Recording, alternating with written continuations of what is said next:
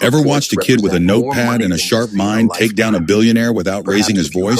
Hold on, because this starts as a public joke in a fancy restaurant and ends as a full-on systems failure for a man who thought he owned the rules.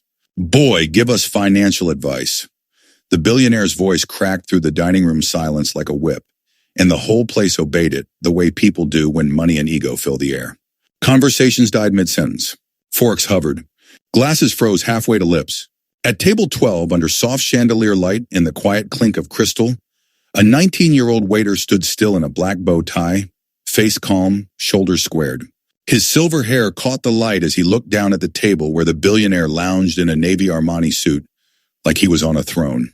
Richard Blackstone didn't just dress expensive. He carried himself like a man accustomed to gravity bending toward him. He gestured lazily at the papers spread across his table and smirked toward his business partner. "Come on, son," he said loudly, savoring every beat of the humiliation. "Share your wealth-building wisdom with us grown-ups."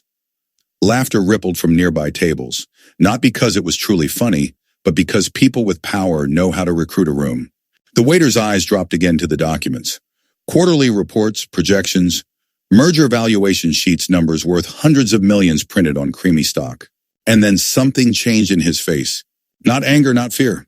Recognition. Like a control engineer spotting a sign error in a feedback loop, or a systems guy noticing a sensor reading that can't be right unless somebody's lying. He looked up with a small, calm smile that made Blackstone's laughter hitch, then die right in his throat. "Actually, sir," the waiter said gently, "I do have some advice. 5 harmless words from a 19-year-old shouldn't be able to threaten an empire, unless the empire is built on bad math." He was there because he was relentless. He'd pulled straight A's in advanced economics, while professors quietly wondered if he was in the wrong classroom. He'd corrected classmates who assumed he'd only gotten in because of charity, and he'd learned 2 kinds of pattern recognition.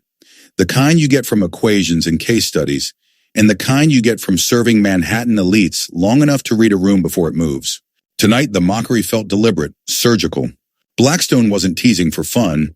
He was trying to put Marcus back in his place in front of a crowd. Vincent Morrison, Blackstone's partner, sat across the table looking stiff in his charcoal suit, embarrassed but silent the way executives sometimes go quiet when dominance games start. Between them, late Morrison Industries' quarterly report opened to the revenue page. Marcus didn't want trouble. He had a section to cover as shift to finish, rent due in 9 days. But the numbers were screaming. Blackstone leaned forward, enjoying the theater. "Vincent and I have been discussing your company future for hours. Let's get a fresh perspective from someone who probably invests his tips in lottery tickets." More chuckles. Marcus felt the heat rise up his neck, but his training kicked in. Breathe, focus, don't react. Then he stepped closer, not aggressively, but with the calm certainty of someone about to point at a cracked weld before the bridge fails.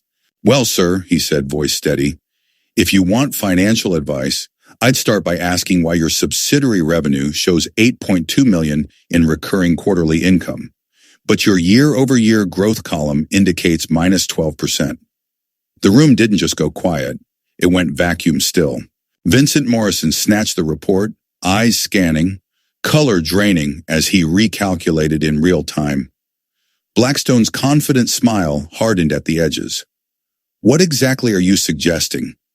His voice had dropped into that soft menace rich men use when they're used to being obeyed. Marcus didn't flinch. "Not suggesting anything. I'm pointing out basic mathematics. If last year's Q4 revenue was $8.2 million and this year shows a 12% decline, current quarterly revenue should be around $7.2 million. But your report still claims 8.2. He let the implications sit there like a spark near gasoline. Morrison's knuckles whitened around the paper. "These are the projections your accounting team provided, Richard. The ones you've been using to justify our merger valuation." Blackstone opened his mouth, but Marcus kept going. Because once you see a system bug, you don't stop at the first line of code. The discrepancy suggests either a calculation error or deliberate manipulation to hide roughly $1 million in quarterly losses, Marcus said, almost conversationally. "And since these documents are being used in merger discussions, that would be securities fraud." You could hear ice settle in glasses. Blackstone's face cycled from surprise to anger to something colder, calculation. He stared at Marcus like he'd just discovered a hairline crack in a dam he'd been standing on for years. Quite an accusation from someone whose biggest financial decision is probably whether to supersize his lunch, he snapped. But the bite was gone. He was doing threat assessment now. Morrison stood abruptly, gathering documents. Richard, we need to discuss this privately. Now! Blackstone tried to regain control with a wave. Let's not jump to conclusions based on the observations of someone clearly outside his depth. The old playbook. Discredit the messenger. Marcus smiled, polite but razor-sharp. Outside my depth? Sir, I may be a waiter, but I minored in forensic accounting. Those numbers don't suggest fraud. They prove it. How long have you been doing this? Shuri. Blackstone muttered something about complex corporate structures, but Morrison already had one foot out of the partnership. As they stood to leave, Morrison turned back to Marcus. What's your name? Son Marcus Williams, sir. Morrison repeated it, then handed him a card. Call me tomorrow. We need to talk. Blackstone went still, eyes like winter. The exchange looked harmless to anyone else, but to everyone at that table it meant one thing. Morrison was choosing to investigate, and Blackstone had just lost control of the narrative. Marcus watched them walk out in urgent whispers, feeling the electric thrill and the cold dread of a man who just pulled on the wrong thread and felt the whole sweater tighten around his neck. 24 hours later, Marcus sat on the 42nd floor of Morrison Industries, staring at a skyline he'd only ever seen from the subway. Vincent Morrison's office was glass and steel and quiet power. Coffee machines that probably cost more than Marcus's tuition. Art that smelled like tax write-offs. Morrison was respectful, even deferential. But Marcus knew better than to confuse respect with safety. I spent half the night reviewing those documents, Morrison said, tapping the reports spread across his desk. Your observation was illuminating. In other words, you were right, and now all hell is breaking loose. Morrison leaned forward. Richard Blackstone has been my partner for 7 years. We've closed a dozen major deals. I trusted him with information that could destroy my company if mishandled. Apparently, that trust was misplaced. Marcus stayed quiet, letting Morrison talk. He'd learned in both classrooms and kitchens that silence makes people reveal their real priorities. I need you to consult temporarily, Morrison continued. My board meets Friday. I need a fresh set of eyes on everything tied to Blackstone Holdings. Someone not tangled in old relationships. Marcus asked. You could hire any forensic firm in the city. Morrison's smile was thin. Because you spotted it. Because you see patterns others miss. And because you aren't part of the network that hesitates to expose men like Blackstone. Marcus heard and because you're expendable if this goes. Still, he nodded. What's the scope? Full access to every record related to Blackstone. Emails, meeting notes, subsidiary reports. My CFO will brief you. He pressed the intercom. Sarah, please join us. Sarah Clark entered like an algorithm in human form, late 30s. Asian American, steel frame glasses, posture precise CFO energy. Efficient, calm, always watching the clock. She shook Marcus's hand and listened without expression as Morrison explained. Her phone buzzed. She glanced at it a fraction too long to be casual. Marcus clocked it. Engineers notice latency. Conference room B will be ready, she said. I'll have files prepared this afternoon. As she walked Marcus down the hall, she remarked, You're younger than I expected. Does that concern you? Not concern, curiosity. Vincent doesn't hire impulsively. If he's bringing in someone off a chance encounter, he's more worried than he's saying. She opened the glass-walled conference room, sterile and expensive, and pointed to stacked files. Everything you need. Chronological. 2 years back, at the door she paused. One piece of advice. Be careful with your conclusions. Corporate finance isn't always straightforward. Sometimes what looks like manipulation is creative accounting within legal boundaries. The warning was polite and sharp. Marcus nodded. I'll be thorough. She smiled, professional, empty. The door closed. Marcus sat down, opened the first binder, and synced every file to cloud storage automatically. Not because he was paranoid, but because forensic accounting is engineering for truth.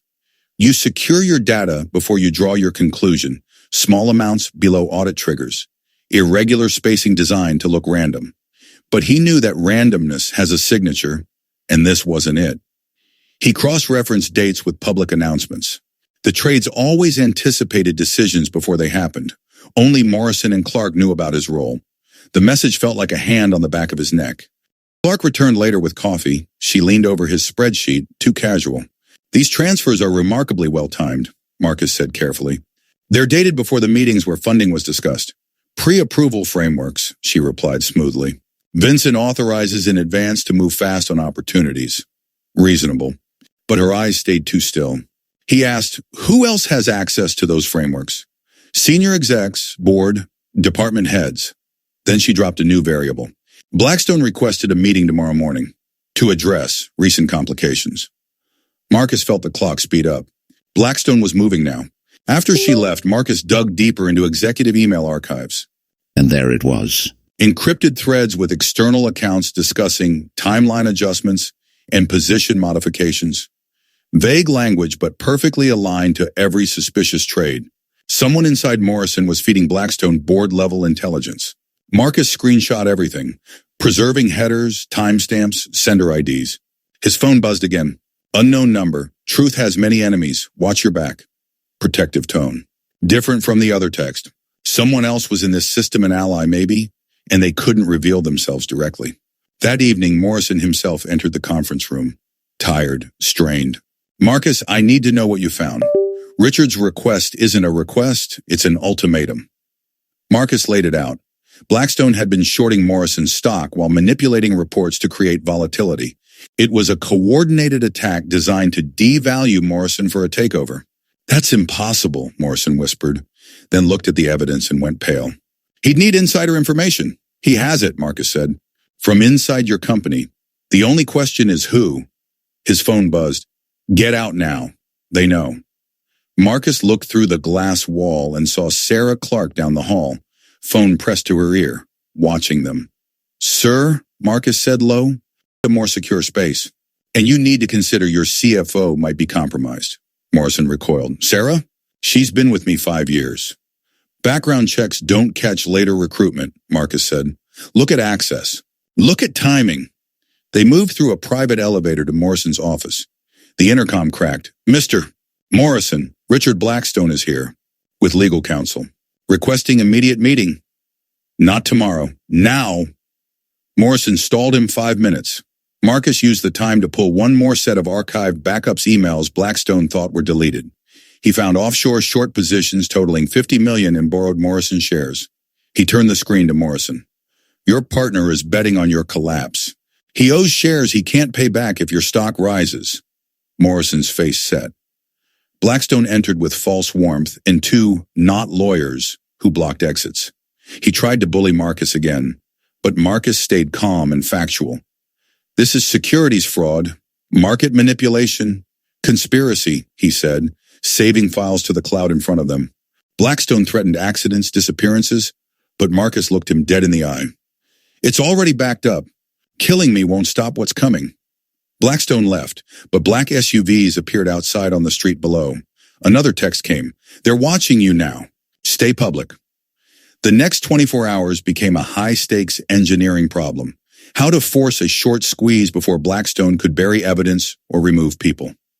Marcus laid out a ruthless plan. Publish aggressively optimistic but legally true press releases about expansion talks and contracts to spike investor demand. Then buy call options hard. Morrison hesitated. We could trigger a squeeze against one of the most powerful financiers in New York. Marcus opened his banking app. I'm in for everything I have. 23 grand. My whole college fund. If I'm wrong, I lose it. If I'm right, he gets margin called into daylight. Morrison's stock climbed 12%. Margin calls hit Blackstone's accounts. He started covering small, trying to control the rise.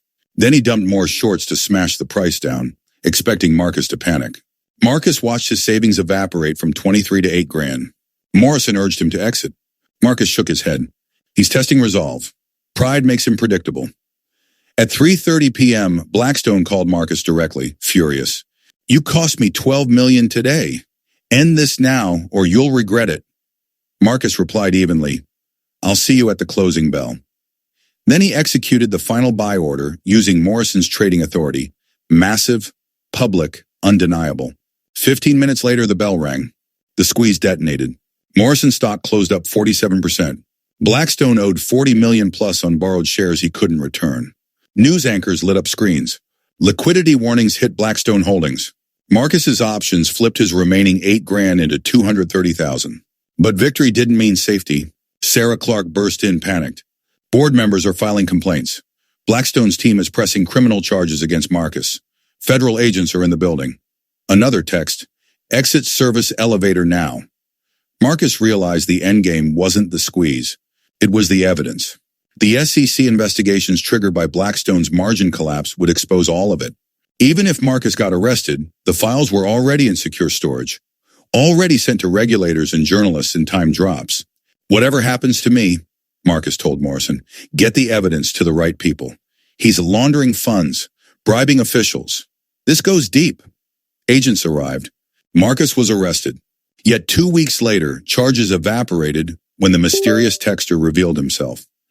FBI financial crimes agent David Park, who'd been building a case on Blackstone for 2 years. Marcus's data was the missing keystone.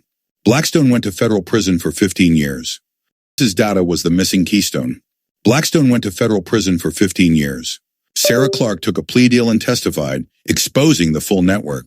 6 months after the restaurant humiliation, Marcus walked into Morrison Industries not as a waiter or a consultant, but as the company's youngest chief risk management officer. He stood in conference room B, the same glass box where this started now, leading an intern orientation program designed to find talent from places Wall Street usually ignores. 6 months ago, Marcus said to the group, I was serving tables. Today I'm here because facts matter more than pedigree. The financial world is engineering with human consequences. Patterns are real. Fraud leaves fingerprints.